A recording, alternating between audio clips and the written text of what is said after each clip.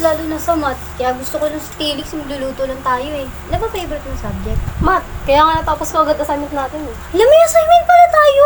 Russell, Sige, tulungan mo ano? na ako! Oo, Tulungan sige mo na. ako. Thank you so much ha. Punta na lang ako sa bahay niyo mamaya. Ay, dito na lang kasi may sakit si mama. Baka sige, maawa sige. ka.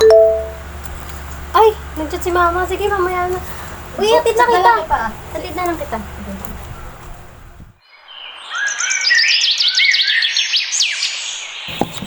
Wala pa rin.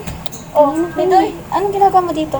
Nihintay ko si Russell eh. Sabi niya kasi tutulungan niya daw ako gumawa ng assignment. Kanina pa nga yun eh. Tagal niya eh. Bakit naghihintay ka pa rin?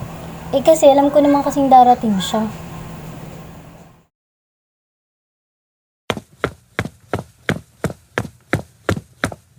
Uy, be! Kumusta ka? Inom kami ng tubig. Thank you. Pasensya ka na, may sakit na si mama kaya ako nag-aasikaso sa bahay. Okay lang, alam ko naman darating ka eh. Naniniwala ka pa rin sa akin? Siyempre, ganun kayo yung tunay na magkaibigan. Nananatili kahit mahirap. Ah, ganun pala ang pagiging tapat? Hindi sumusuko sa tao? Ganun nga yun.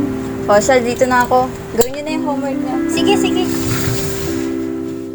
Sa part na to, kasi tinanong ko na rin kay Sir yun eh. Kaso di niya pa rin Okay, ganito lang to. Ngunit ang bunga ng Ito, espiritu ay pag-ibig, kagalakan, kapayapaan, pagtitiis, kabutihan, kagandahang loob, katapatan, kahinuhunan at pagpipigil sa sarili.